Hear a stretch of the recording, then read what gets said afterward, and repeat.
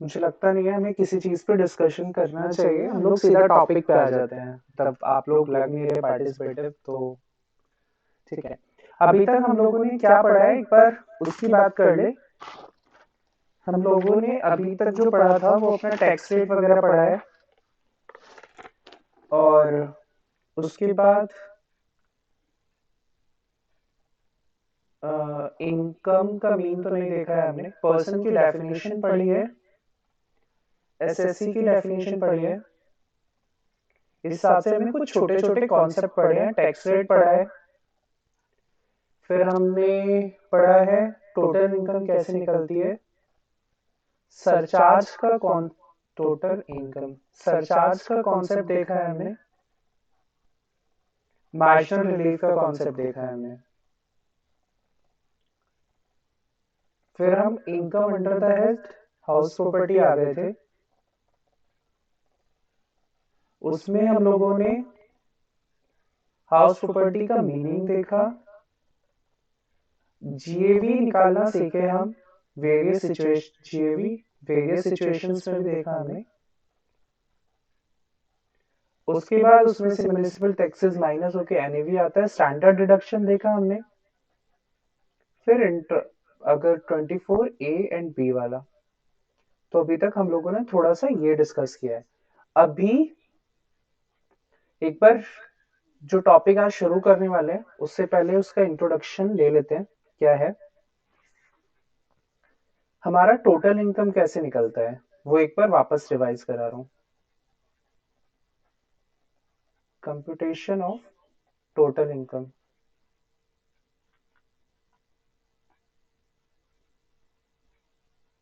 Computation of total income.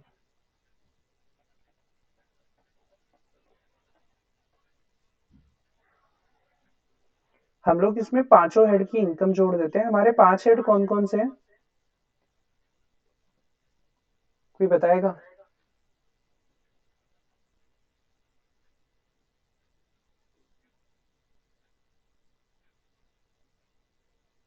I am waiting guys.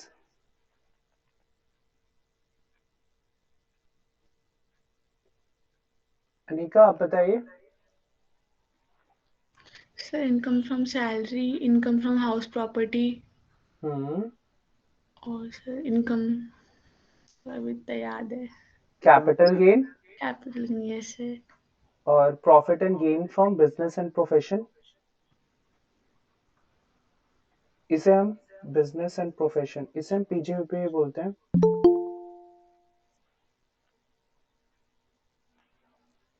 Business and profession, PGBP. And last is income from other sources, right.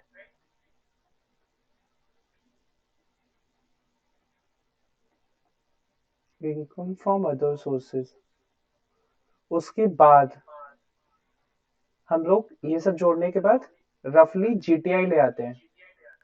जहां तक बताइए कोई issue है क्या?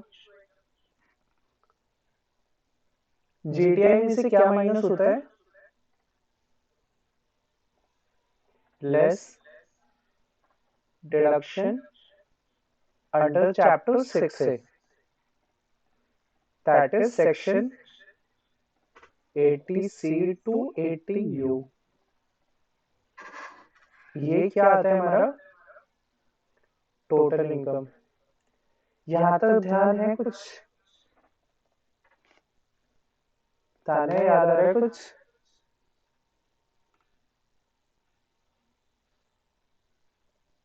Yes sir. और सोना सोना सा।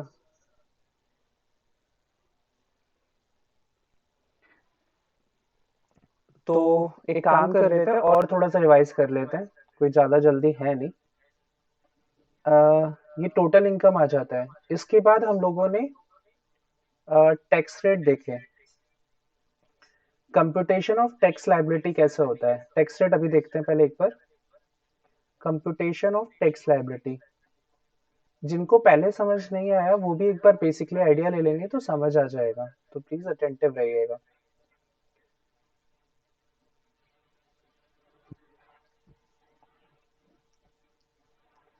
कंप्यूटेशन ऑफ टैक्स लायबिलिटी, हमारे पास कुछ रेट पर, कुछ चीजों पर स्पेशल रेट ऑफ टैक्सेस है, जैसे टैक्स ऑन स्पेशल इनकम हम बोलते हैं जिसको। जैसे जो लोग सिक्योरिटी में ट्रेड करते हैं वो जानते हैं कि लॉन्ग टर्म कैपिटल गेन आता है, एलटीसीजे आता है at the rate 20% under section 112। ये वाला normal long term capital gain के लिए है। ये वाला आता है अपना शेयर्स के लिए 10% अंडर सेक्शन 112A। फिर आता है STCG, short term capital gain, long term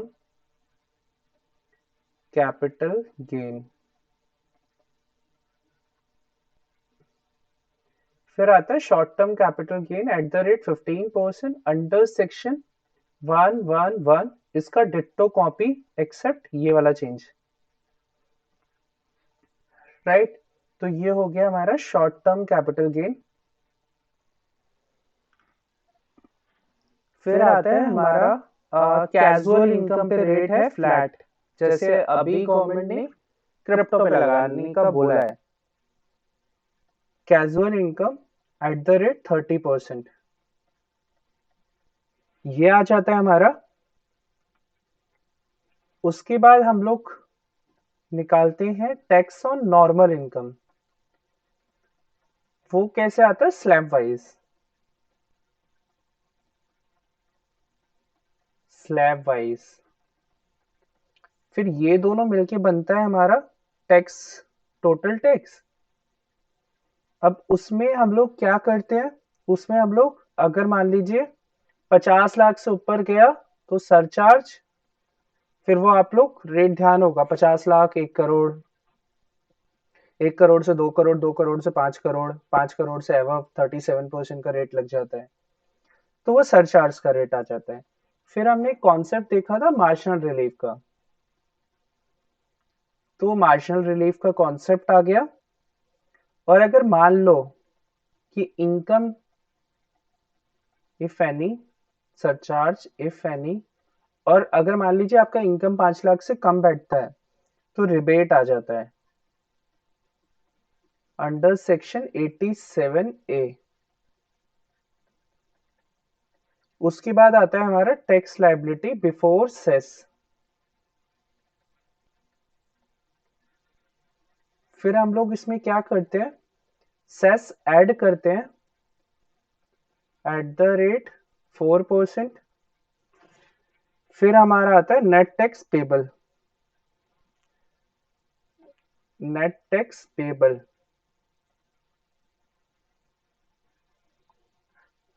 यहां तक बताइए किसी को कोई इशू है?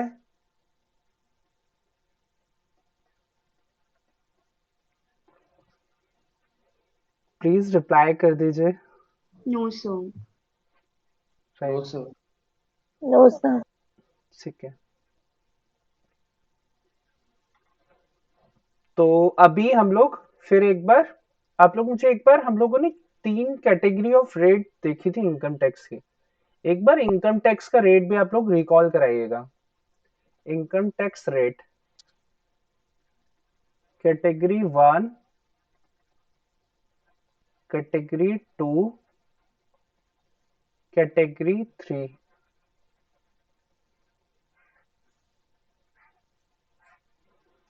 मुझे बताइए एनआर के लिए क्या रेट लगते हैं इनकम टैक्स के? कैटेगरी 1 की राइट, बताइए क्या है? 0 to 2.5 लाख 0%, हाँ, निल। 2.5 ठीक है, आप बताइए बताइए प्लीज। 2.5 से 5 लाख तक 5%, राइट, 5 लाख से 7 10 10 लाख, लाख 20%. 20%, राइट, और देन 30%, ठीक है, 10 लाख से अब 30%। अब इसमें कौन कौन आ गया? एक आ गया नॉन रेसिडेंट, और कौन आता है इसमें? Age below 60। Resident age below 60। ठीक है, कोई इशू नहीं है इसमें। कैटेगरी 2 में कौन आएगा? 60 to 80। 60 to less than 80। और तीसरी कैटेगरी में कौन जाते हैं? Resident individual above 80। एबव और इक्वल्स टू 80 इयर्स। ठीक है,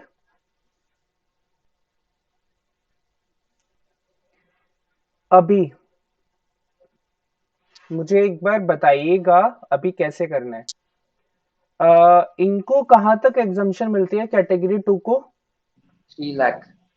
3 हाँ, lakhs। तो मैं इन दोनों को ऐसा कंबाइन करके लिखने की कोशिश करता हूँ, up to 3 lakh nil and 3 lakh से लेके 5 लाख कितना? 5%। राइट। और बाकी सब कुछ सेम। कैटेगरी 3 में क्या होता है? 5 lakh की 5 except. Lakh. Right, up to 5L nil and then same. यहां तक याद है आपको पूरा? Yes sir. यहां तक किसी को कोई प्रॉब्लम हो तो पूछ सकते हैं। अब ना एक कॉन्सेप्ट मुझे लगता है कि शायद बताना रह गया था। एक अल्टरनेटिव मैकेनिज्म भी दिया है गवर्नमेंट ने, हम लोग डिस्कशन कर रहे थे बट वो शायद छूट गया होगा, तो वो कर लेते हैं अभी। एक ये नोटिंग करिएगा प्लीज, ऑप्शन टू पे, ऑप्शन टू पे tax on normal income at concession rate, at concessional rate।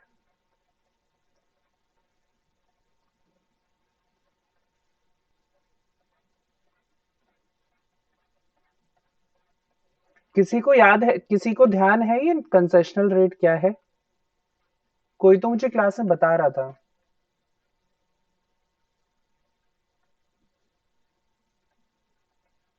This option is available to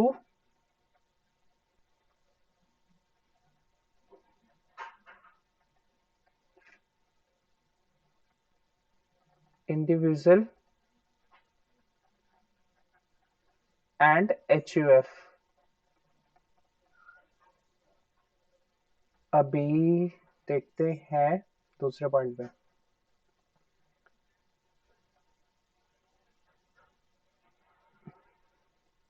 Deduct if this option is availed। अगर आपने ये वाला स्लैब रेट लिया जो हम पढ़ने वाले हैं आगे, तो आपको ये बेनिफिट नहीं मिलेंगे। If this option is available और taken, following deduction will not available। Following deduction oblique exemption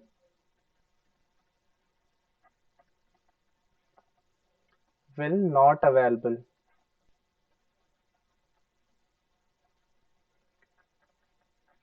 Like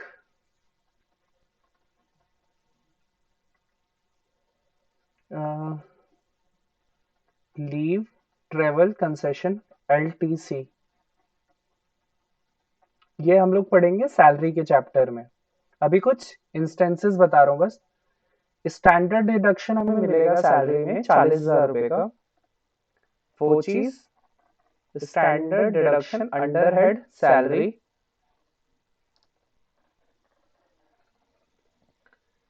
interest on housing loan मिलता है ऑन सेल्फ ऑक्यूपाइड प्रॉपर्टी, वो नहीं मिलेगा।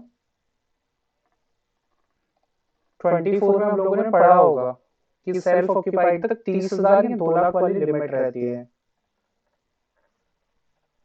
और अभी एटीसी में भी पढ़ेंगे तो वहां देखेंगे पूरा अच्छे से। Interest on housing loan on self occupied property and most important deduction under chapter 6A, that is section 80C से लेकर 80U तक का आपको डिडक्शन नहीं मिलेगा अगर आप इस वाली स्कीम में जाते हैं। तो भैया आप ये बता दीजिए इस स्कीम में है क्या जो इतना ढिंढोरा पीट लिया है इसका। तो एक बार ये वाली स्कीम भी देखते हैं क्या है।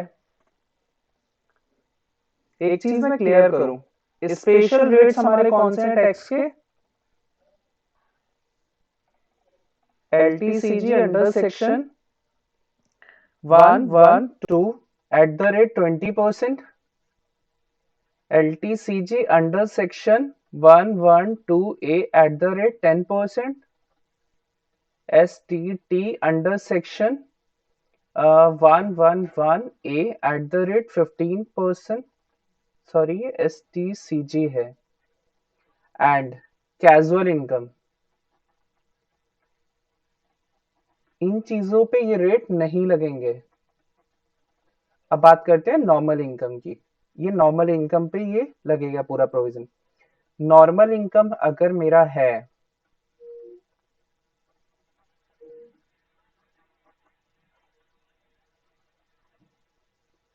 तो मेरा टैक्स रेट ये होगा। से मेरा नॉर्मल इनकम है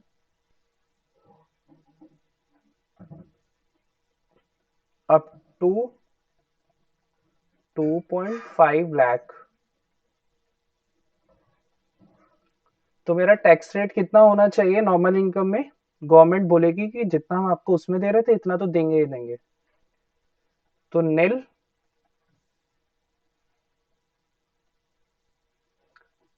then above 2.5L but up to 5L, above 5L up to 7.5L, above 7.5L but up to 10L, above 10L up to 12.5L, above 12.5L up to 15 lakh, above 15 lakh। तो rate क्या होगा? एक flat आपको याद रखना है, that is अगर 2.5 लाख से 5 लाख तक गया तो 5%, 5 से 7.5 गया तो 10%, 7.5 से 10 गया तो 15%, 10 से 20 गया, 10 से 15 गया 20, 12.5 से 15 गया 25 एंड एवर 15 गया 30। याद रहेगा ये टैक्स रेट।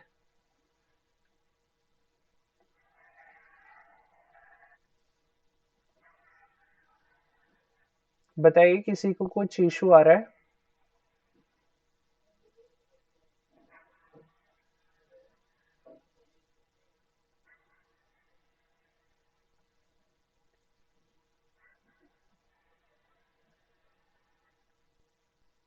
किसी को कोई प्रॉब्लम है?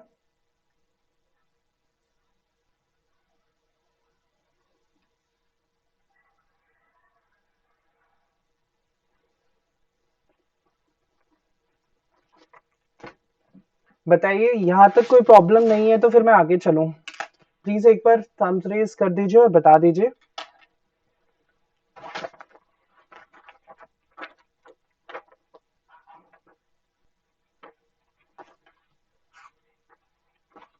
सर आप एक बार रिपीट कर दोगे? हाँ बिल्कुल, बट बोलना पड़ेगा यार, उसके लिए बोलना पड़ता है। तो ठीक है, मैं वापस बता रहा हूँ। अभी तक हम लोगों ने जो नॉर्मल अपना देखा था, नॉर्मल वाले केसेस में हमने देखा था कि हमारा ये वाला रेट रहता है नॉर्मल इनकम पर, रेट ऑन नॉर्मल इनकम। एक मिनट आप मुझे दे दीजिए बस। Rate on normal income. Special income का अलग है, तो हम स्पेशल इनकम की बात ही नहीं कर रहे हैं। तो जब नॉर्मल इनकम मेरा स्लैब वाले में था तो ये वाला रेट लगता है पूरा, अप टू 2.5 लाख 5 निल, 2.5 से 5 में 5%, 5 से 10 में 20%, 10 लाख से ऊपर में 30%।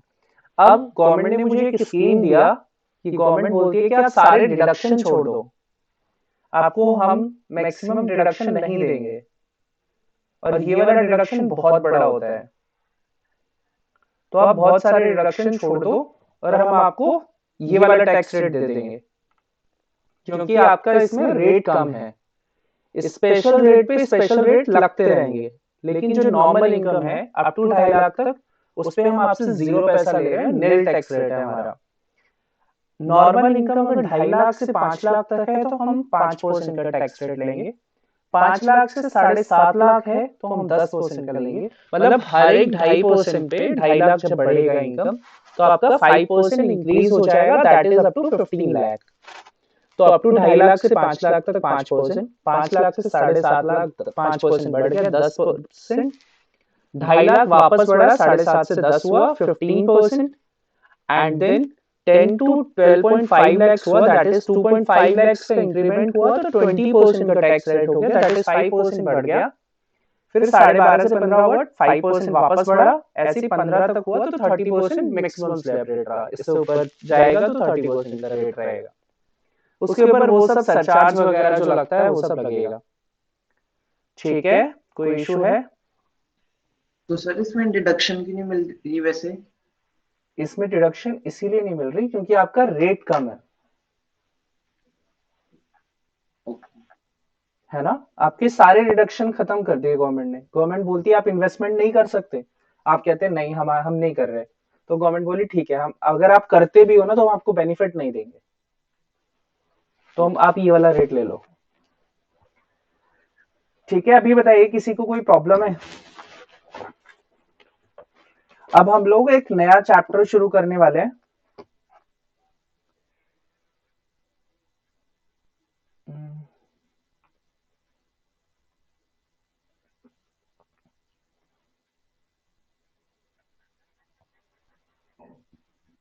That is deduction under chapter 6 है।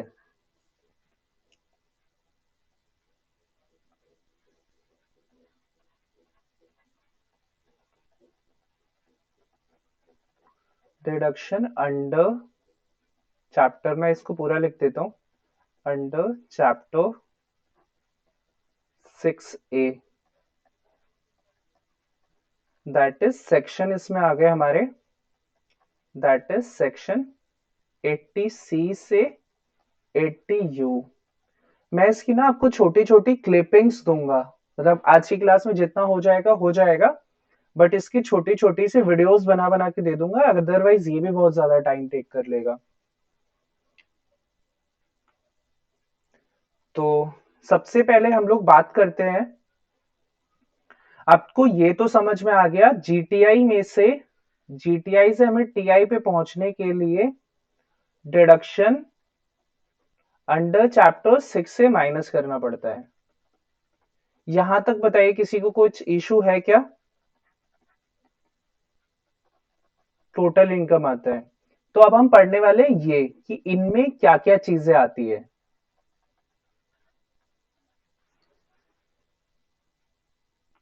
किसी को कुछ पूछना है?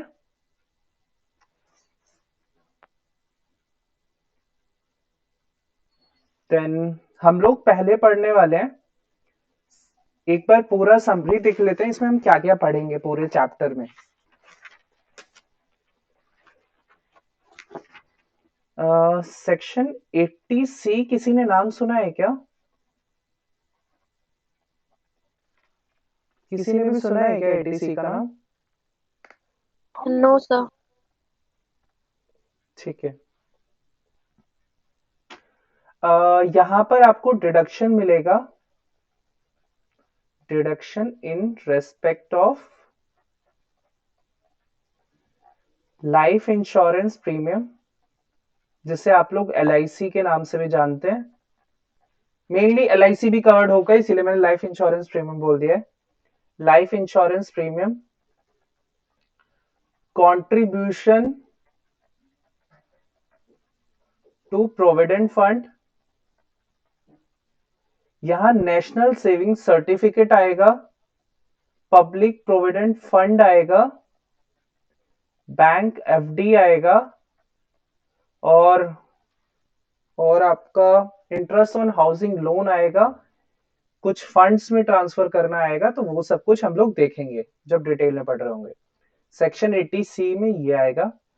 फिर सेक्शन है 80CCC, deduction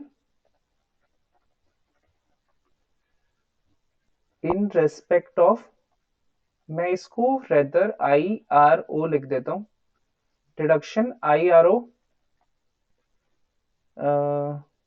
contribution to certain pension fund, वो हम लोग अंदर देखेंगे।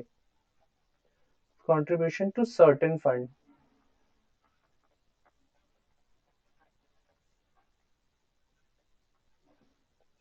सेक्शन फिर आता है हमारे पास 80CCD, deduction in respect of contribution to notified pension scheme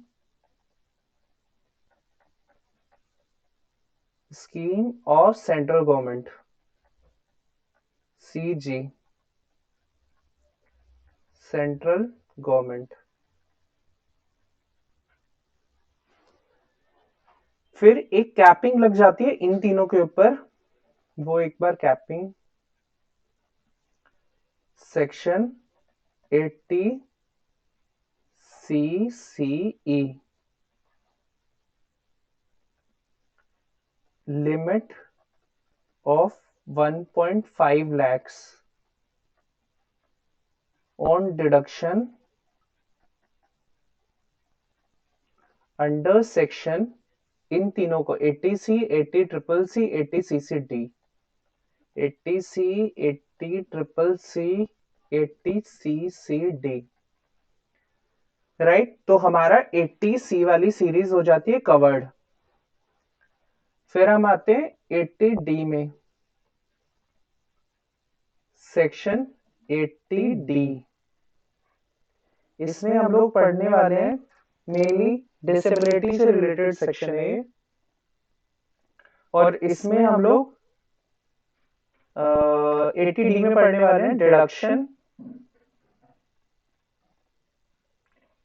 in respect of medical insurance premium.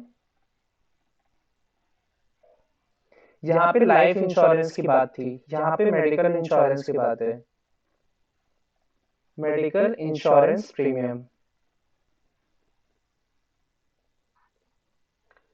फिर इसी का एक और भाई है 80DD, इसे डिसेबल्ड डिपेंडेंट बोलते हैं, डिसेबल्ड डिपेंडेंट। तो यहां पर हमारा क्या नाम जाएगा, deduction in respect of maintenance, including medical हो रहा है कुछ, including medical treatment of dependent, medical treatment of dependent.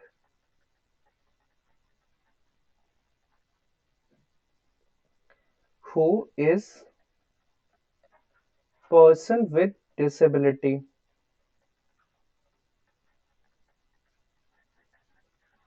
who is person with disability।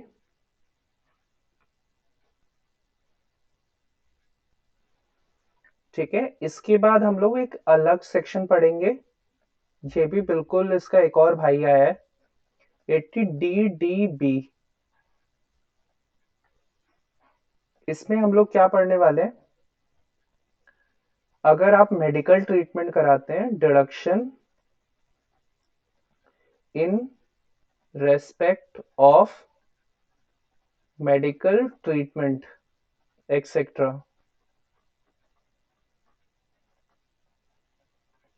Right. 80DDB वाली हमारी सीरीज खत्म हो गई।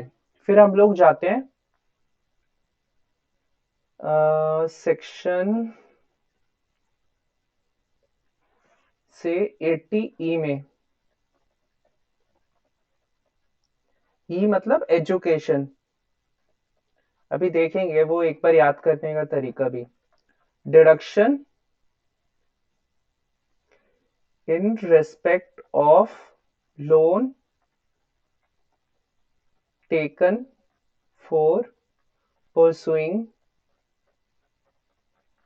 Higher education.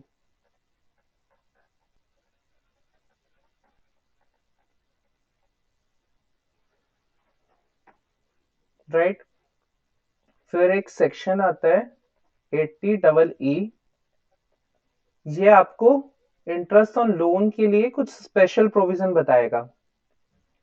Deduction in respect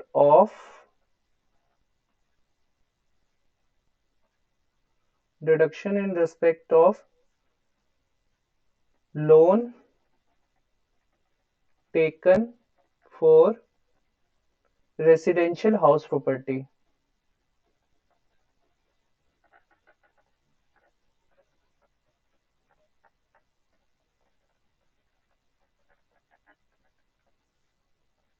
right, then हम लोग एक और सेक्शन देखेंगे 80EE। हम लोग टोटल इसमें 4 सेक्शंस देखने वाले हैं 80E वाली सीरीज में। तो फिर एक और ना इसका जैसा ही भाई आया है, deduction in respect of loan taken for certain house property के लिए। Certain house property,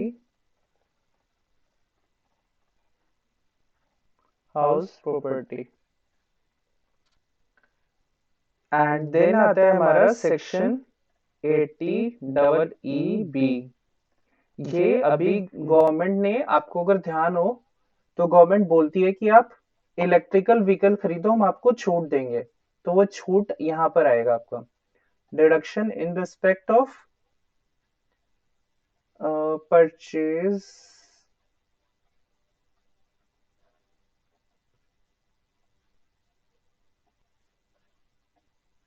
deduction in respect of purchase of electrical vehicle. Purchase of electric vehicle.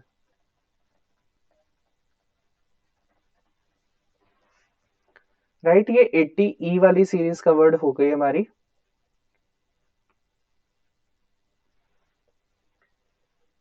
फिर हम लोग एक और सेक्शन देख ही लेंगे, 80G वाली सीरीज आएगी। जब भी आप, जैसे अभी आपको याद होगा तो पीएम केयर फंड्स करके था एक, तो उसमें आप डोनेशन दो तो 80C में रिबेट मिलता है। आपने बहुत जगह देखा भी होगा, कभी चैरिटेबल हॉस्पिटल्स में गए होगे या आश्रम्स में गए होगे तो वहां लिखा होता है कि डोनेशन अगर आपने यहां दिया तो आप डिडक्शन के लिए एलिजिबल हो। Deduction in respect of donation to certain funds charitable institution. इसमें बहुत बड़ी लिस्ट है तो हम लोग आराम से देखेंगे। इसमें सीएम रिलीफ फंड आ जाता है, लेफ्टिनेंट गवर्नर रिलीफ फंड आ जाता है, इस हिसाब से 36 नाम आते हैं, तो वो आराम से देखेंगे। 80G के बाद है 80GG। Deduction in respect of rent paid. इसकी भी कुछ कंडीशंस है, जहां पर आपको, अगर मान लीजिए आप किराए के मकान में रह रहे हैं किसी दूसरे शहर में जाके, आपके पास घर नहीं है, तो ये उस वाली चीज के लिए पूरा प्रोविजन एप्लीकेबल होगा, तो यहाँ पर आपको कुछ डिडक्शन मिल जाएगा, वो देखेंगे आराम से। 80GG के बाद है सेक्शन 80GGA। अगर आपने डोनेशन दिया है या डोनेशन किया है आपने deduction in respect of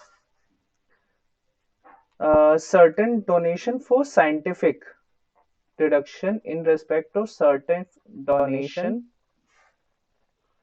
for scientific research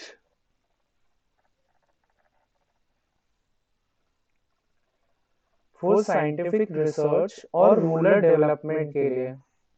इसमें कुछ हमारे पास 35 कुछ हमारे पास इंस्टीट्यूशंस होंगे, कुछ रिसर्च सेंटर होंगे, हम लोग उनको डोनेशन देंगे। Rural development. फिर हमारे पास आता है 80 GGB, 80 GGC।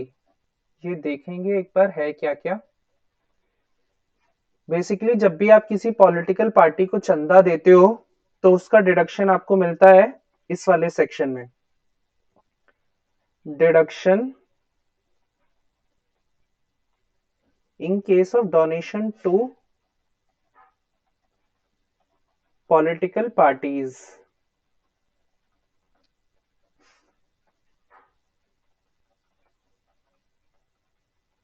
हम लोग बहुत जल्दी मतलब एक बार पूरा आइडिया ले लेंगे, तो आप लोग प्लीज परेशान मत होइएगा। फिर हमारे पास दो सेक्शंस और है जो एज सच इंडस्ट्री पर्पज से रेलेवेंट है, बट ठीक है हमारी सीरीज में आ रहा है तो कम से कम यहां तो देख ही ले हम। Section IAB, section IAB।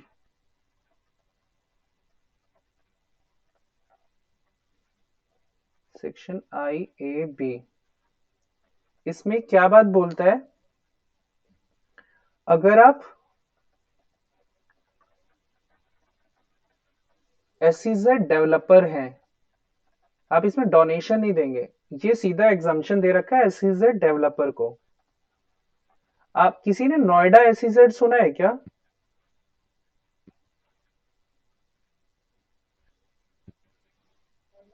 Hello, किसी ने नोएडा SEZ सुना है?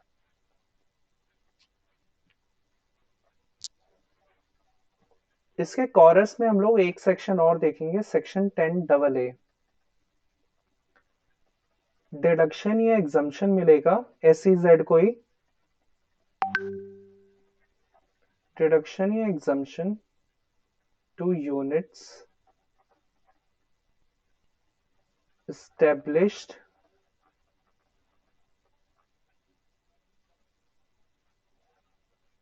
in SEZ। ठीक है, ये दोनों एक साथ हो गया। फिर हमारा आई वाला सीरीज कवर्ड हो गया। देन हम लोग आगे बढ़ते हैं, जे वाले सीरीज पे आते हैं। Section JJ80 JJAA। ये हम लोग ऐसा सच पढ़ेंगे नहीं, बट तब भी आपकी नॉलेज के लिए लिखवा के छोड़ देते हैं। Deduction in respect of employment of new employees.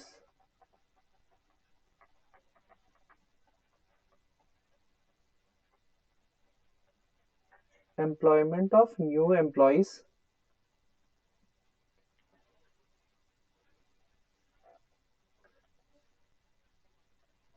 I am again telling you, हम लोग इतने डीप में इतना नहीं पढ़ने वाले हैं, बट मैं सीरीज कोशिश करूंगा कि सीरीज ले लेके छोटी छोटी क्लिपिंग्स बना बना के डाल दूं, तो वो पॉसिबल रहेगा आपके लिए आराम से देखना।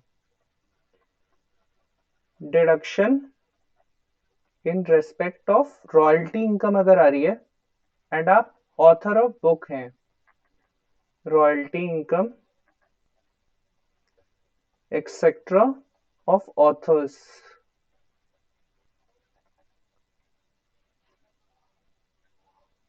और सर्टेन बुक्स भी लिख लीजिए other than text book. Certain books other than text book. Text books. Then हमारे पास आता है 80Q के बाद आता है सेक्शन 80R, तो RRB। डिडक्शन यहां पर आपको मिलता है इन respect of royalty on patent,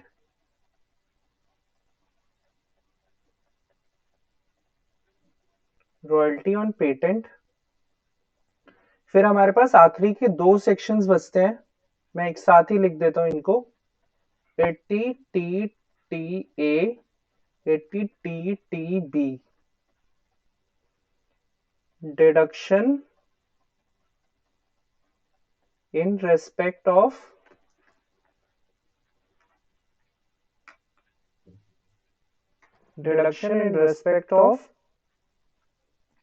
interest on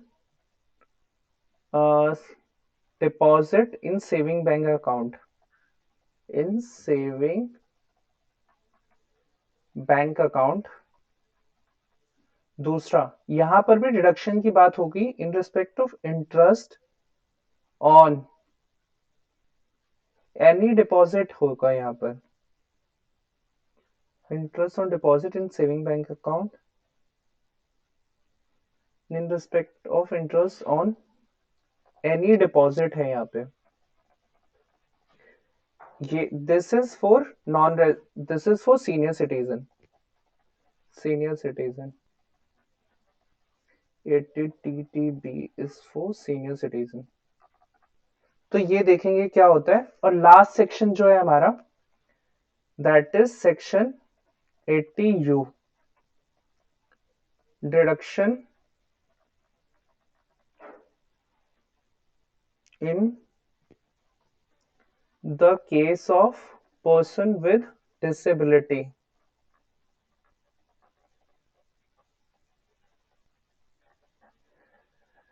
किसने मतलब किसी को लिखना है ये?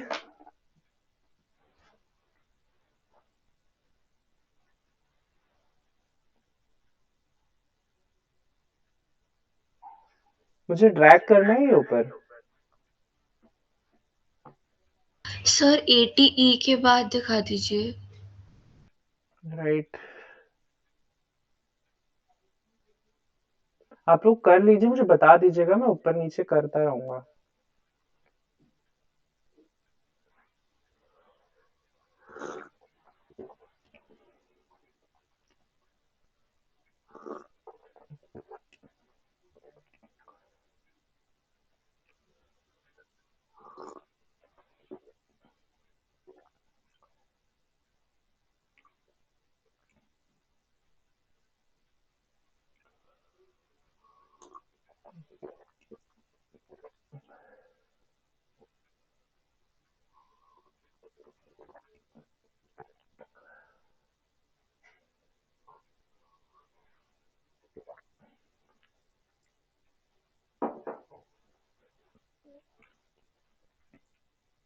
चले आगे।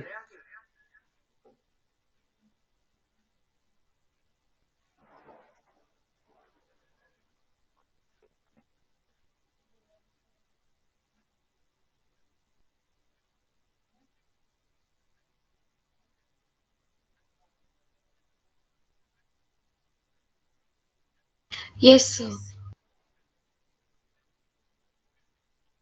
किसी को कुछ नोटिंग करना है तो एक बार मैं फुल फ्लैश लाके छोड़ रहा हूँ, आप एक बार स्क्रीनशॉट ले लीजिएगा। यहां से शुरू करते हैं, स्क्रीनशॉट ले लीजिए अगर चाहिए तो।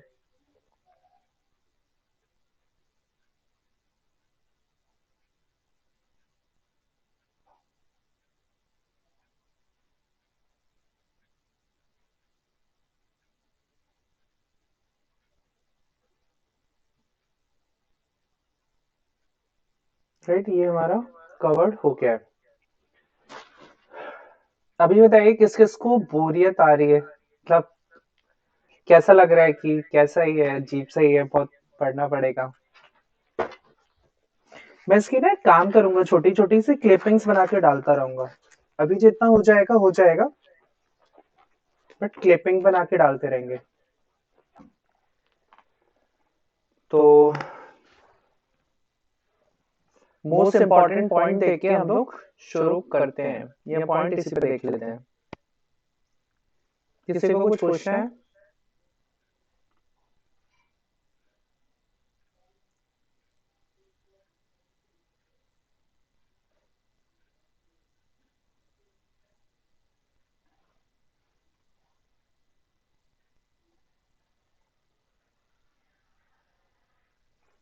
important point.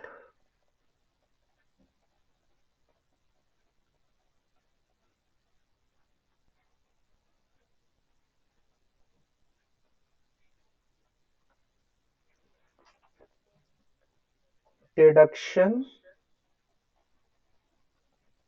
under chapter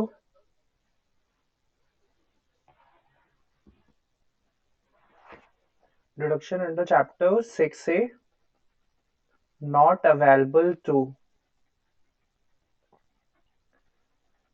LTCG under section जो स्पेशल वाला है 112 एंड 112A. दूसरा शॉर्ट टर्म कैपिटल गेन के अगेंस्ट जिसका सेक्शन है 112A. And third thing is casual income.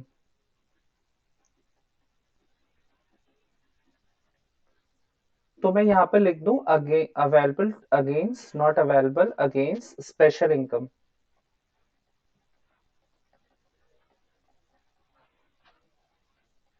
क्योंकि इसके लिए गवर्नमेंट ने हमें अलग टैक्स रेट दे रखा है, इसीलिए इनके अगेंस्ट बोलते हैं कि हम सेट ऑफ पे नहीं देंगे आपको. डिडक्शन अंडर चैप्टर 6 से not available against special income. ठीक है, चल सकते हैं आगे.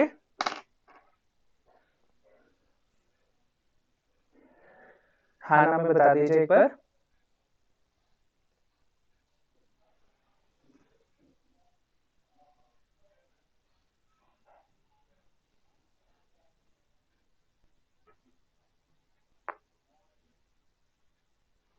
चल सकते हैं आगे. Yes sir. तो हम लोग अपना डिडक्शन का पहला सेक्शन देखने जा रहे हैं. सबसे बड़ा सेक्शन है 80G को कॉम्पिटिट करता है. फिर देखते हैं. होप आपको मजा आएगा. Section 80C. अगर इसका वापस से नाम लिखना है तो नाम भी लिख सकते हैं. डिडक्शन इन रेस्पेक्ट ऑफ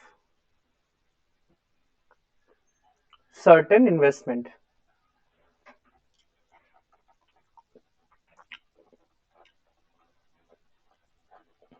आज की क्लास में बस हम लोग कोशिश करेंगे 2-3 हो जाए तो बहुत रहेगा. जैसे आपका एग्जाम्पल में ले लीजिए LIC, PPF एक्सेट्रा. ठीक है, हम शुरू करते हैं. सबसे पहले बात करते हैं पहला एलिजिबल पर्सन कौन है, किन किन को ये सेक्शन मिलेगा. तो ये मिलेगा 2 लोगों को. एक तो इंडिविजुअल को, दूसरा मिलेगा HUF को. मेरा सवाल टू यू, इंडिविजुअल में क्या नॉन रेसिडेंट आएगा?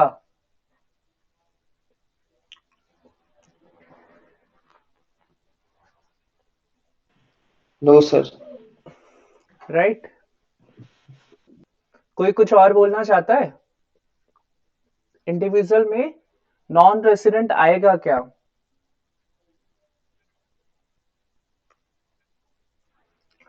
तो आई एम सेइंग आएगा. रेसिडेंट भी आएगा, नॉन रेसिडेंट भी आएगा. अगर आपको सिंपल आर हम लोग जैसे लिख रहे थे, कैटेगरी बनाई थी मैंने, आर लिखा था, आर लेस देन 60.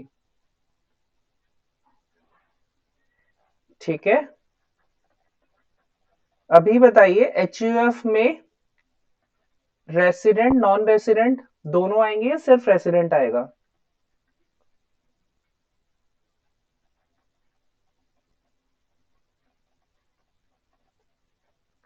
इसमें भी रेसिडेंट नॉन रेसिडेंट दोनों आएंगे. ठीक है. अब ये बताइए सर इसमें डिडक्शन कितना मिलेगा, क्वांटम ऑफ डिडक्शन क्या रहेगा? पूरे सेक्शन में आपको मैक्सिमम कितना डिडक्शन मिल सकता है? तो मैंने कहा कि हमने 80CCE में देखा है मैक्सिमम डिडक्शन कितना हो सकता है, अप टू 1,50,000. वो 3 सेक्शन का जोड़ होगा, 3 सेक्शन का योग होगा, sum of 3 sections, that is section 80C, 80CCC and section 80CCD। इन तीनों का योग होगा, जोड़ होगा। तो वो सब मिला के हमारा मैक्सिमम जो हो सकता है वो 1.5 लाख रुपए हो सकता है। या तो आप पूरा 80C से ले लीजिए 1.5 लाख, या बाकी दोनों से भी ले सकते हैं। यहां तक कोई कंफ्यूजन मेरे हिसाब से होनी नहीं चाहिए।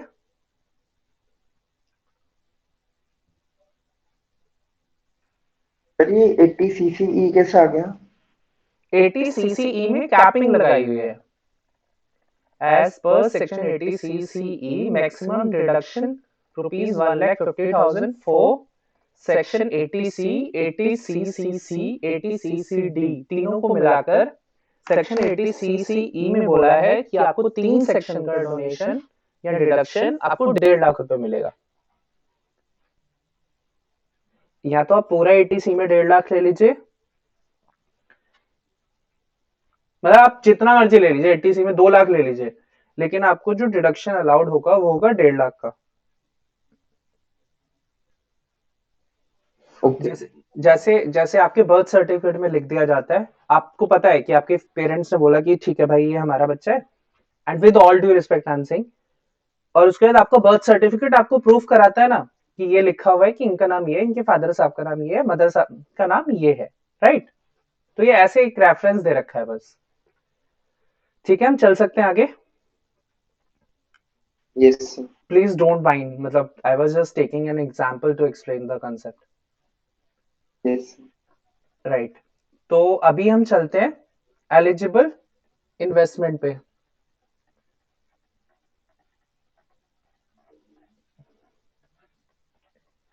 अब इसमें हमें डिडक्शन मिलेगा किस किस चीजों का, वो चीजों की बात शुरू करते हैं हम। पहला मिलेगा हमें इसमें national saving certificate, contribution to NSC, national saving certificate, national saving certificate. इसमें ये डिडक्शन मिलेगा, contribution to NSC is allowed as deduction.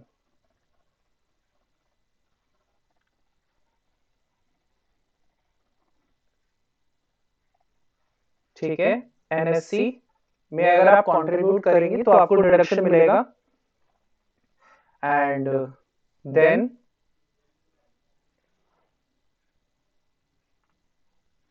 ये कंट्रीब्यूट आप कर सकते हैं ऑन नेम ऑफ 3 लोग। मैं इसके लिए ना एक टर्म यूज करता हूं नॉर्मली, SSC, सेल्फ के लिए, स्पाउस के लिए एंड चाइल्ड के लिए। तो चाइल्ड अगर सिंपल सी लिखा है तो चाइल्ड में आ सकता है माइनर प्लस मेजर। तो चाइल्ड में आ सकता है माइनर, मेजर, और भी बहुत टाइप के चाइल्ड हो जाएगा, जैसे डिपेंडेंट या इंडिपेंडेंट चाइल्ड हो, डिपेंडेंट या इंडिपेंडेंट चाइल्ड हो, तो ये सब, ये वाले चाइल्ड भी आ जाएंगे। लेकिन यहां पर चाइल्ड का मतलब ये वाला नहीं है, तो इसमें जो डिडक्शन अवेलेबल होगा SS, अब मैं इसको अच्छे से लिख देता हूं एक बार। Deduction an individual can invest in name of self, spouse and या minor child।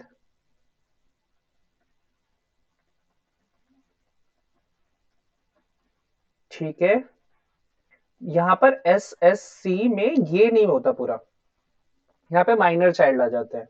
अब आपका सवाल होगा कि सर आपने इसमें एलिजिबल SSC के बारे में बताया, HUF भी एलिजिबल SSC है। मैंने कहा बिल्कुल ठीक बात है भैया। तो सर HUF में किसको मिलेगा? तो HUF कैन इन्वेस्ट किसी भी मेंबर के नाम पे, invest in name of any of the member.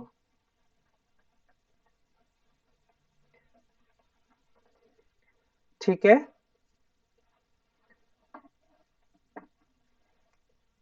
बताइए कोई इशू है? तो कंट्रीब्यूशन टू NSC हमने देख लिया। दूसरा,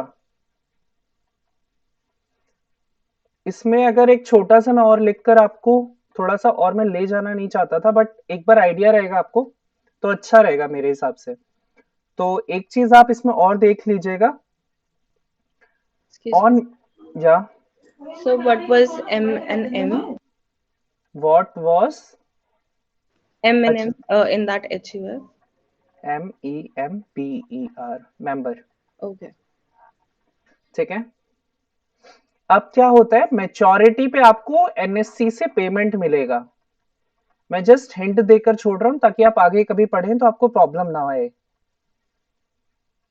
और मैच्योरिटी पे आपका जो प्रिंसिपल होगा, जो आपने NSC में कंट्रीब्यूट किया होगा, वो एग्जम्प्ट होगा, एग्जम्प्ट फ्रॉम टैक्स होगा। दूसरा बात आती है इंटरेस्ट की। इंटरेस्ट टैक्सेबल होगा ऑन एक्रूअल बेसिस। मैं अगले किसी पॉइंट में ये वाले पॉइंट डिस्कस नहीं करूंगा, जस्ट इस वाले पॉइंट पे इसलिए बता रहा हूं ताकि आपको आगे पढ़ना पड़े खुद तो आपको समझ आ जाए। Taxable on accrual basis, under head जिसका कोई नहीं होता उसका होता है इनकम फ्रॉम अदर सोर्सेज। अब मुझे बताइए कहां चला जाएगा इंटरेस्ट? आप कहेंगे सर सैलरी में तो सैलरी जाती है, हाउस प्रॉपर्टी में जाता है रेंट वगैरह, और बिजनेस में धंधे की इनकम जाती होगी तो वो भी नहीं है, और कैपिटल गेन में जाएगा जब हमने कोई प्रॉपर्टी बेची हो, तो वो तो चारों है नहीं। तो जिसका कोई नहीं है उसका इनकम फ्रॉम अदर सोर्स, तो ये चला जाएगा इनकम फ्रॉम अदर सोर्स। ठीक है, अब इसके बाद हमें टैक्सेबल ऑन एक्रूअल बेसिस। अच्छा, बेसिकली हमने जब भी पढ़ा होगा, चलिए ठीक है, आप ड्यूअल एंट्री किस बेसिस पे करते हैं? अकाउंट्स में डबल PNL कैसे बनता है? थोड़ा सा बैक टू बेसिक होते हैं क्योंकि एक बार डिस्कस कर लेते हैं, अच्छा रहेगा। आप मुझे ये बताइए, सैलरी कई बार ऐसा पॉसिबल है क्या हम एम्प्लॉय को लेट देते हैं? प्लीज मुझे रिप्लाई करिएगा। Yes sir. है ना? तो मान Yes. लीजिए मार्च की सैलरी आपने दी अप्रैल में, राइट? कोई इशू नहीं है, जाती है नॉर्मली 7-8 तारीख को। Yes sir. ठीक है, अब आप बैलेंस शीट अपनी बनाने आए, बैलेंस शीट में आप मार्च का खर्चा डालेंगे या नहीं डालेंगे? डालेंगे। तो आपने पे तो भी किया नहीं, तो बुक्स हमारी बुक ऑफ अकाउंटिंग दो तरीके से बनती है, इधर कैश बेसिस पे या बनती है एक्रूअल बेसिस पे। ठीक है, कैश बेसिस पे बनेगी जब आपने पेड कर दिया होगा तो वो जाएगा पीएनएल में। एक्रूअल बेसिस पे आपने पेड नहीं किया है, स्टिल जाएगा क्योंकि that expenditure pertains to that particularly financial year, particularly of that financial year, right? You Yes, sir. understand? Yes, sir. तो ये वाला पॉइंट है। अब मैं एक्रूअल का मतलब बता देता हूं, चाहे आपको एनएससी ने पैसा दिया ना हो, एनएससी में एक बार जुड़ के मिलेगा आपको, एनएससी ने चाहे आपको पैसा दिया ना हो, लेकिन वो एक्रूअल बेसिस पे टैक्सेबल होता रहेगा पर ईयर। ठीक है, फिर इसमें कुछ और भी पॉइंट है, इसमें एग्जाम्पशन कैसे, बताइए इसमें कोई कंफ्यूजन है क्या? तो ये हमारा एक्रूअल रहता है। अभी इसमें एक पॉइंट और देख लेते हैं, इंटरेस्ट में हमको मिलता है कुछ डिडक्शन भी। इंटरेस्ट में मिलता है deduction, deduction of interest amount. ये पहला पॉइंट है, इसीलिए इतना डिटेल में जा रहा हूं मैं, ताकि आपको आइडिया रहे। डिडक्शन ऑफ इंटरेस्ट अमाउंट, आपको दो चीजें हो सकती है। जब एनुअल इंटरेस्ट एक्रूड हो रहा होगा, एनुअल इंटरेस्ट एक्रूड हो रहा होगा, आपको हर साल आपका इंटरेस्ट जोड़ रहा होगा, तो डिडक्शन मिलेगा अंडर सेक्शन 80C, एज्यूमिंग कि वो री इन्वेस्ट हो रहा है। अभी एक बार समझाऊंगा ये वाला पॉइंट भी क्या है, एज्यूमिंग री इन्वेस्टेड। किसी को अगर कुछ भी प्रॉब्लम आ रही है तो they can ask, I am here, like मैं खुद बहुत स्ट्रांग नहीं रहा था, इसीलिए बोल रहा हूँ, अगर किसी को कुछ भी प्रॉब्लम हो रहा है तो दे कैन आस्क। दूसरा, या तो एनुअल इंटरेस्ट एक्रूड हो रहा है, दूसरा इंटरेस्ट रिसीव्ड हो रहा है on maturity, interest received on maturity, that is interest of last year. ये हो जाएगा आपका टैक्सेबल और इसके अगेंस्ट कोई डिडक्शन भी नहीं मिलेगा, interest for last year.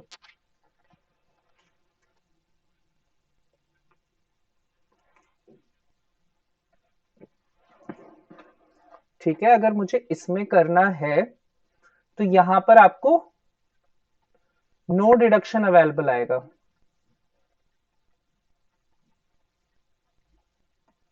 No deduction available since not reinvested, since not reinvested. अब एक बार बताता हूं इस पॉइंट का मतलब क्या है। देखिए, हमने बात करी कि अगर आप public provident national saving scheme में आप पैसा डालते हैं, एनएससी में पैसा डालते हैं, तो आपको डिडक्शन मिल जाएगा 80C में। यहां तक मेरे हिसाब से कोई प्रॉब्लम नहीं है, अगर आप वाइफ के नाम पे भी डालें, माइनर चाइल्ड के नाम पे भी डालें और खुद के नाम पे भी डालें, तीनों के नाम पे मिल जाएगा। अगर आप HUF है, HUF कंट्रीब्यूट कर रही है अपने मेंबर के नाम पे, तो उनके नाम का भी डिडक्शन मिल जाएगा। अब उसके बाद होता क्या है, ऑन मेच्योरिटी प्रिंसिपल मिलता है, वो एग्जम्प्ट होता है।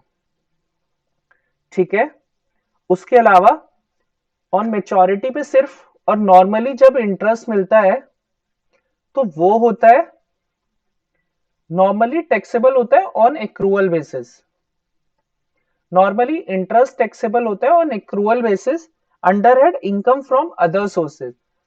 अब आप बात करोगे कि सर मुझे लास्ट में इंटरेस्ट मिलता है, एक चीज आप बताइए, मुझे लास्ट में इंटरेस्ट मिलता है, जो हर साल का मेरा इंटरेस्ट होता है वो जुड़ जाता है, तो सर मुझे डिडक्शन उसके लिए भी तो मिलना चाहिए। मैं आपको एक एग्जांपल देके समझाता हूं। से मानिए किसी ने एफडी कराई है कभी? Yes sir. मान लीजिए 50,000 रुपए की एफडी है और गवर्नमेंट आपको पर साल मान लीजिए 6% का रेट ऑफ इंटरेस्ट देती है। अब 50,000 का 6% इज इक्वल टू हमारा होता है 3,000 ना। 50,000 का 6% होता है 53,000 रुपए, मतलब 50,000 प्लस 3,000 रुपए, राइट।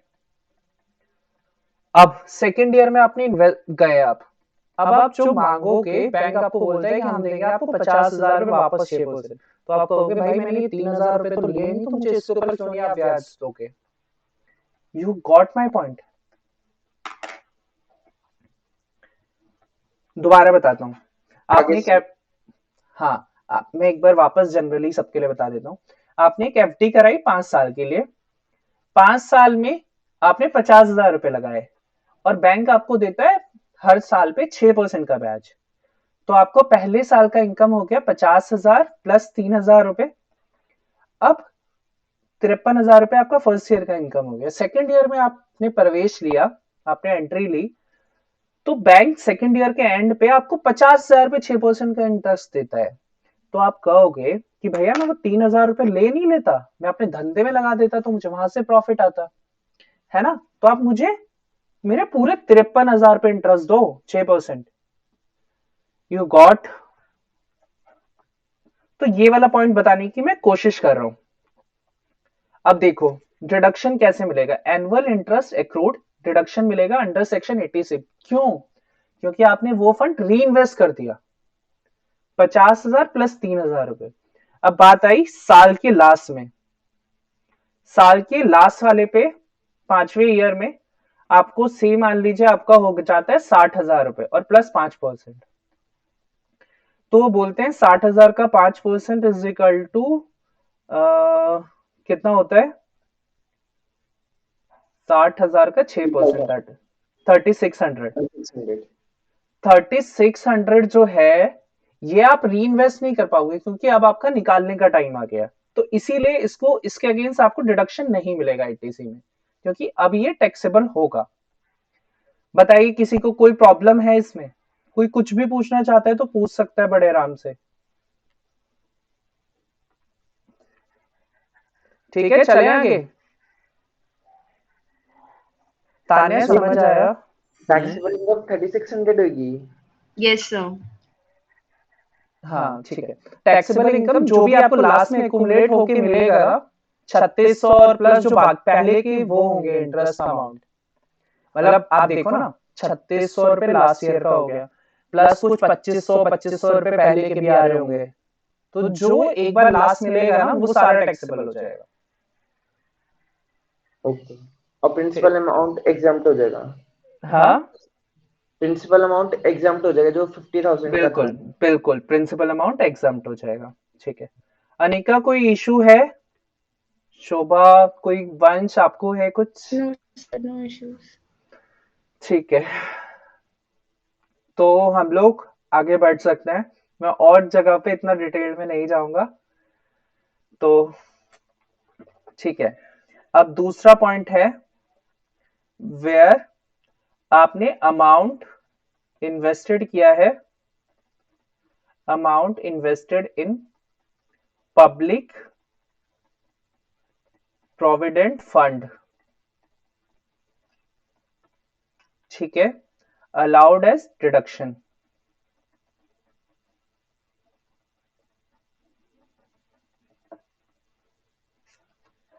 ठीक है, ये पीपीएफ होता है, एक अमाउंट होता है जो बैंक के पास होता है, बैंक या पोस्ट ऑफिस के पास होता है, मैच्योरिटी 15 साल तक ले लेती है।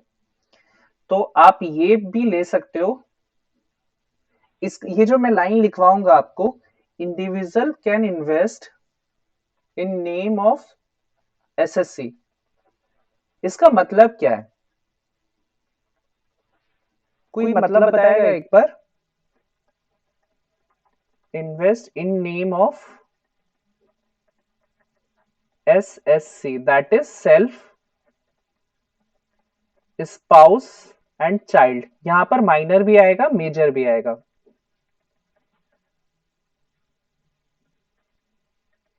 बताइए, कोई बताएगा इसका क्या मतलब है?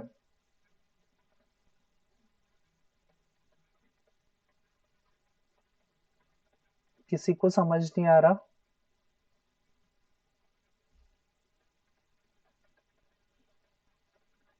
हेलो तान्या, आप बताइए, आपको आया? क्या मतलब है इस लाइन का?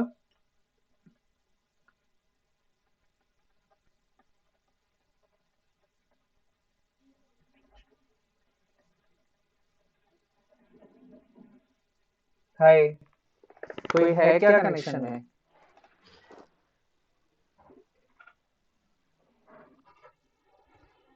Yes sir. क्या समझ आया इस लाइन का, क्या मतलब है?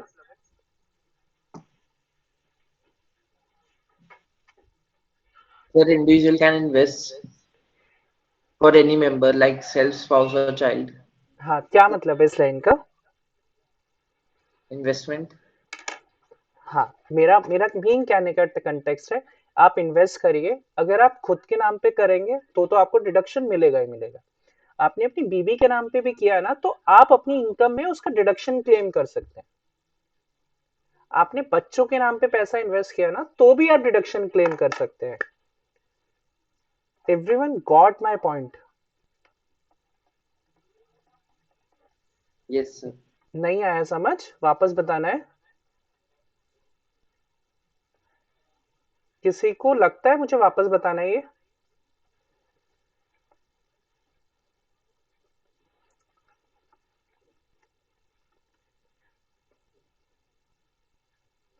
तान्या आपको आया? Sir, can you please repeat? अच्छा, मुझे तो लगा आप सो गए आप भी।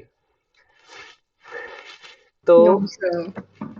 मैंने ये बोला, अगर आपने अमाउंट इन्वेस्ट किया प्रोविडेंट पब्लिक प्रोविडेंट फंड में तो आपको डिडक्शन मिलेगा। This is truth, right? अब Yes, sir. मैं अपने बच्चों के नाम पे करूंगा तो मुझे डिडक्शन मिलेगा क्या? मेरा सवाल ये है। आप बताइए, आप प्रोविजन पढ़कर बताइए क्या नजर आ रहा है। Yes, sir. राइट? मैंने अपनी वाइफ के नाम पे किया या वाइफ ने मेरे नाम पे किया? तो अगर वाइफ ने किया तो वाइफ अपनी रिटर्न में डिडक्शन ले सकती है। ठीक है, कोई इशू नहीं है Yes, sir. इसमें। No, sir. राइट, बताइए इसमें किसी को कोई कंफ्यूजन है? प्लीज अगर कहीं पे कोई डाउट हो ना पूछ लीजिएगा, वरना वो बाद में प्रॉब्लम देता है। और अगर मुझे यहाँ पर भी कुछ लिखना हो, यहाँ पर भी जो प्रिंसिपल एंड इंटरेस्ट है, यहाँ पर बोथ एग्जम्प्ट फ्रॉम टैक्स होगा जब भी रिसीव्ड होगा। Exempt from tax, TAX। अब हम लोग आते हैं थर्ड पॉइंट पे।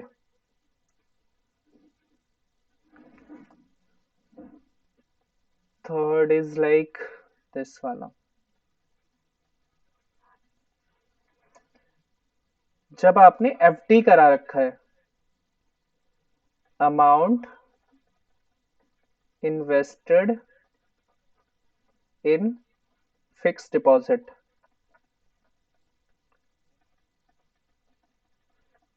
देखिए इसके साथ ना बहुत सारी चीजें आ सकती है, लाइक शेड्यूल्ड बैंक में ही होना चाहिए या पोस्ट ऑफिस में ही होना चाहिए।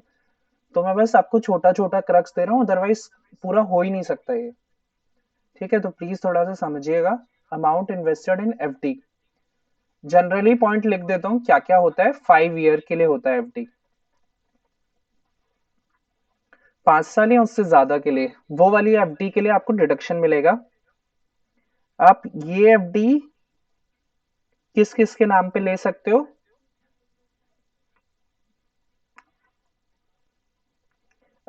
Individual can take. नॉर्मली हम लोग SSC देखते थे, इसमें ये दोनों कवर नहीं होंगे, इसमें सिर्फ सेल्फ के लिए। ठीक है, और HUF एनी मेंबर के लिए, एनी मेंबर के लिए, राइट? अभी अब जब इंटरेस्ट प्रिंसिपल और इंटरेस्ट रिसीव होगा, प्रिंसिपल एंड इंटरेस्ट रिसीव्ड होगा, तो प्रिंसिपल एग्जम्प्ट होगा मैच्योरिटी पे, और इंटरेस्ट जो है वो होगा टैक्सेबल ऑन एक्रूअल बेसिस। यहां पर नो डिडक्शन होगा accrual basis, no deduction is available, जैसे हमने ऊपर करा था, नो डिडक्शन इज अवेलेबल।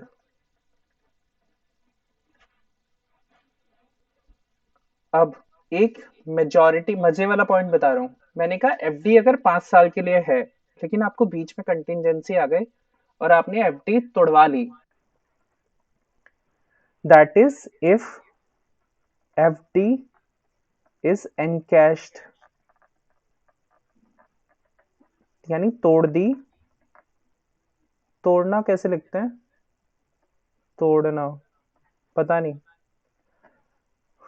कोई हिंदी में। FD आपकी टूट गई, FD टूट गई before 5 year. Deduction allowed earlier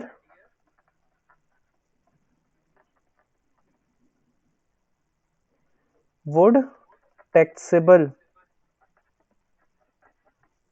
in year of encashment. इस लाइन का मतलब कोई बताएगा?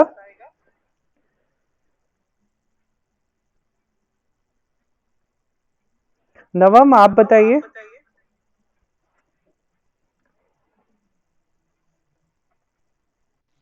नवम, कोई और बताएगा? सर कि जो हमें रिबेट या फिर जो मिलता था वो नहीं मिलेगा, जिस साल वो टूट गई उस साल हमें टैक्स देना पड़ेगा। राइट अनिका, मतलब अनिका ने जो बोलने की कोशिश करी है वो ये बोली है कि आपको एफडी करानी है 5 साल की कम से कम, और आपने 5 साल से पैसे निकाले तो सरकार बोलती है जो डिडक्शन आपने 80C में लिया वो सारा हम टैक्सेबल कर देंगे। इंटरेस्ट क्यों नहीं टैक्सेबल करेंगे? क्योंकि वो ऑलरेडी टैक्सेबल हो रहा होगा, जो हमने पॉइंट में लिखा है। बताइए कोई कंफ्यूजन है? तो हम लोग चलते हैं अब आगे। किसी को कुछ पूछना है तो पूछ सकता है।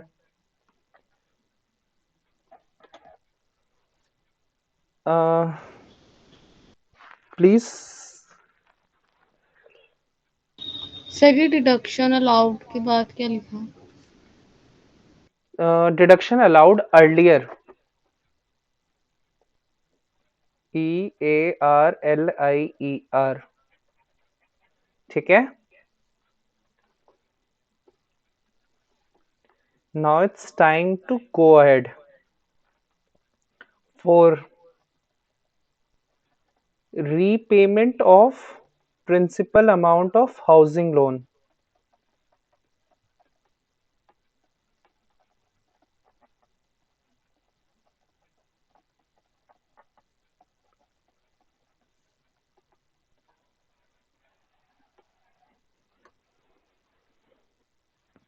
आपने लोन लिया है, दो कंडीशंस है इसकी। To take exemption. मेरा एक सवाल बताइए मुझे पहले, यहां पर क्या लिखा है? प्रिंसिपल।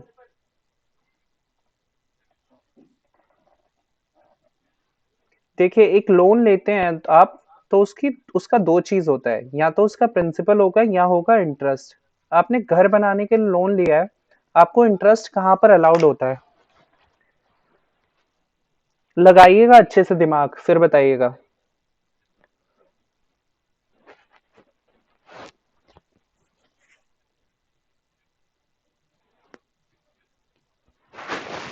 कोई बता पाएगा? कोशिश करिए एक बार। यार ये लड़कों की साइड से कोई नहीं बोल रहा है। पंच बताओ।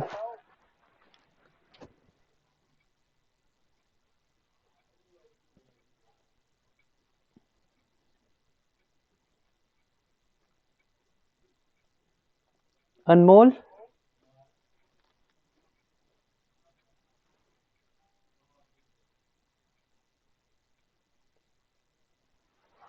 बताइए, कोई बताएगा?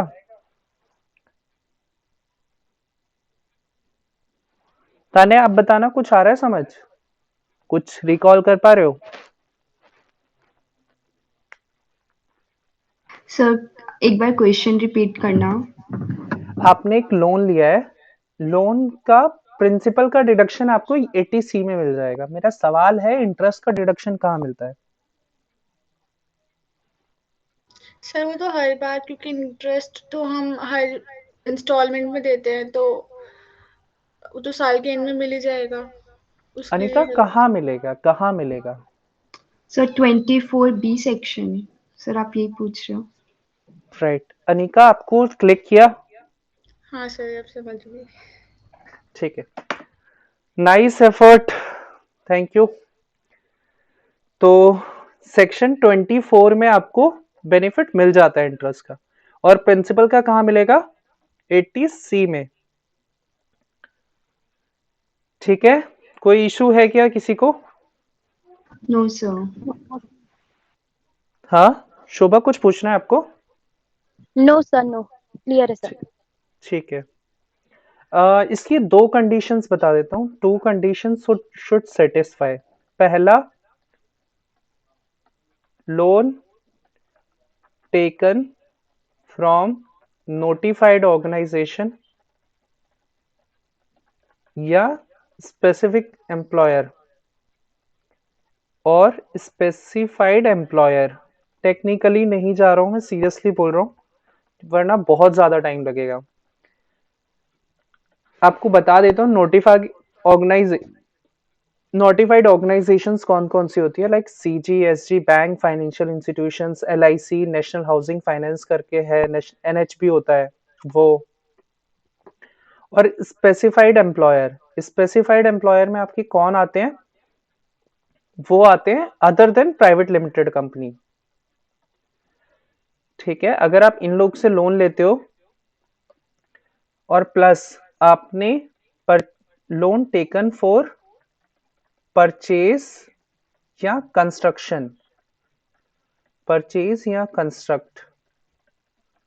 Of residential house property of residential house used for residential purpose. बस इतना ही लिख लीजिए, for residential use, loan taken for purchase या कंस्ट्रक्शन।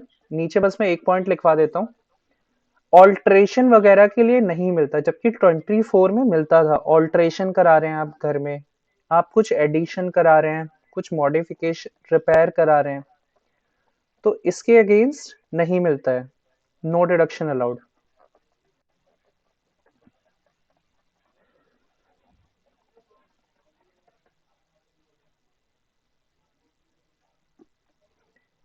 ठीक है, और यहां पर होल्डिंग पीरियड ऑफ हाउस है, होल्डिंग पीरियड ऑफ हाउस है 5 ईयर। दैट इज अगर आप 5 साल तक बेचेंगे तो सेम एज एफडी हो जाएगा। If sold within 5 year, taxable as FD. बताइए, कोई कंफ्यूजन है? आपको 5 साल तक ये घर अपने पास रखना पड़ेगा। आप ऐसा नहीं कर सकते कि आप टैक्स बचाने के लिए ये करें। ठीक है, चले आगे या पूछना है कुछ?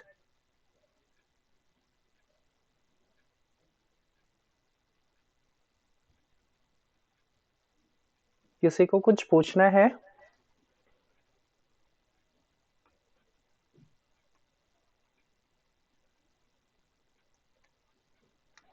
फिफ्थ पॉइंट ये है सबसे अच्छा वाला पॉइंट, लाइफ इंश्योरेंस प्रीमियम के लिए। ये सबसे ज्यादा पूछा जाता है कहीं पे भी, लाइफ इंश्योरेंस प्रीमियम के लिए।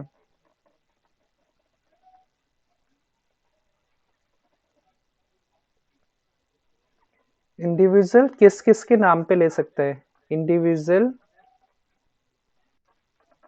कैन टेक एसएससी के लिए, that is self, spouse, child, excuse me sir. या सर जैसे कि लाइफ इंश्योरेंस प्रीमियम है, तो ये सर ये जो लोअर मिडिल क्लास फैमिलीज होती हैं वो तो नहीं लेती ज्यादातर, तो सर कोई गवर्नमेंट इसमें रिलैक्सेशन क्यों प्रोवाइड करता है? गवर्नमेंट ये चाहती है कि आपके मतलब खुदा ना खास्ता किसी के घर में कोई पास्ट अवे हो जाए तो उसकी फैमिली को ज्यादा क्राइसिस ना हो, लोग फैमिली के बारे में सोचना शुरू कर दें। एक और सर लोन्स में, हाउस लोन्स में, उसमें भी हाँ, सर ये तो नीश मार्केट है, मतलब not niche but middle class, upper middle class he afford करेगा, जो लोअर मिडिल क्लास फैमिलीज होते हैं और जो पॉवर्टी लाइन के नीचे होते हैं, तो उनका तो सर कोई रोल ही नहीं है इसमें। वो लोग फिर टैक्स भी नहीं भरते, अच्छा, ओके सर। है ना? हाँ सर। ठीक है, तो ये वाली चीज है। तो individual can take in self name, spouse name and child name. ठीक है, और HUF किसके नाम पे ले सकते हैं? Any member. HUF can take LIC, can take policy in name of any member. अच्छा मैं पूरा लिख देता हूँ, एनी मेंबर. ठीक है, अब जस्ट मैं इसमें आपको एक बार लिमिट बता रहा हूँ और आज की क्लास हम लोग फाइंड अप करते हैं. Case 1, insured person does not suffer from disability.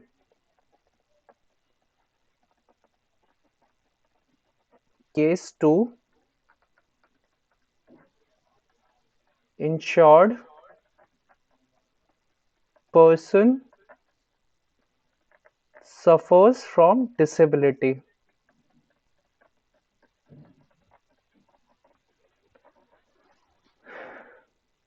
अब इसमें मेन बात होगी पॉलिसी की. अगर आपने पॉलिसी ली है, पॉलिसी टेकन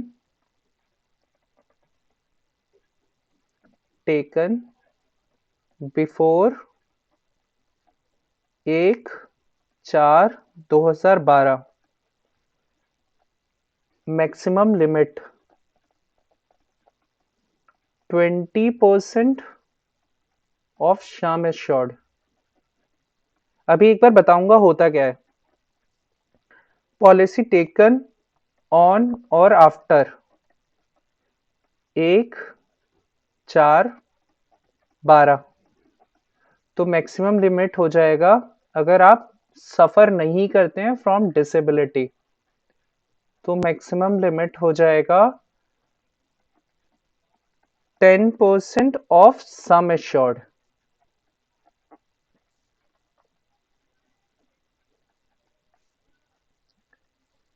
%20. दूसरा, अब इनके लिए डेट क्या है? पॉलिसी टेकन बिफोर, यहां पे थोड़ा सा डेट चेंज आएगा, 1/4/2013, तो मैक्सिमम लिमिट आ जाएगी 20% अगर आप डिसेबल्ड हैं तो. और पॉलिसी टेकन ऑन और आफ्टर 1/4/13, तो मैक्सिमम लिमिट हो जाएगी अब 15% ऑफ सम एश्योर्ड. अब बताता हूं होता क्या है.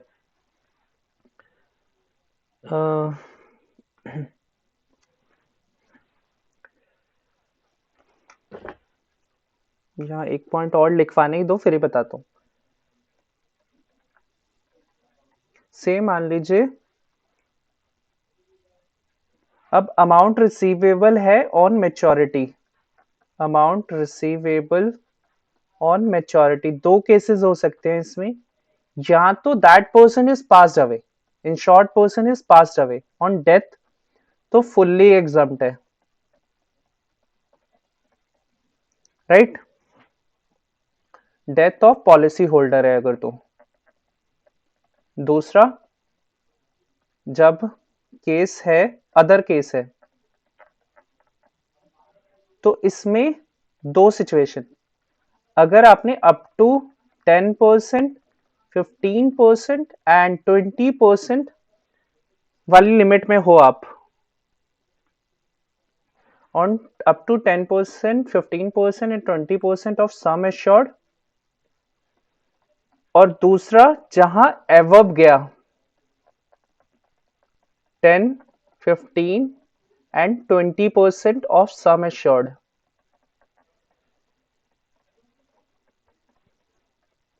तो यहां पर अप टू 10%, 15% एंड 20% है, तो amount receivable on maturity exempt.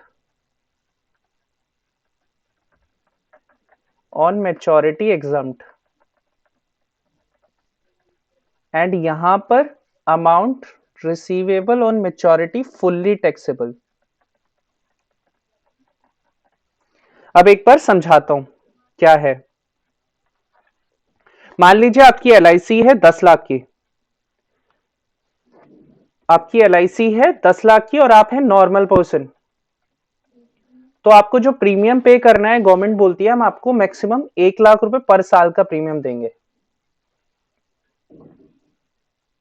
आप हैंडीकैप नहीं है तो गवर्नमेंट आपको बोलती है कि आपने 10 लाख की पॉलिसी ली है तो हम आपको, अगर आपको 80C में डिडक्शन चाहिए तो आप मैक्सिमम 10% तक प्रीमियम भर सकते हैं, दैट इज 1 लाख रुपए।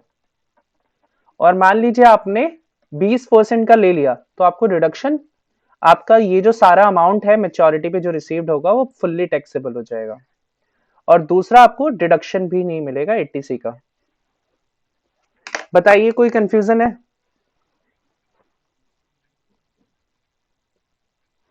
हेलो, clear हाय, sir. आपकी क्लास है अभी?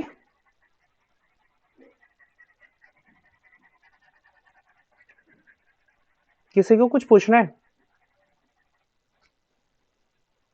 तो आज की क्लास वाइंड अप करते हैं। अगर किसी को पूछना है तो रुक जाए, otherwise for me like this class is over. Thank you.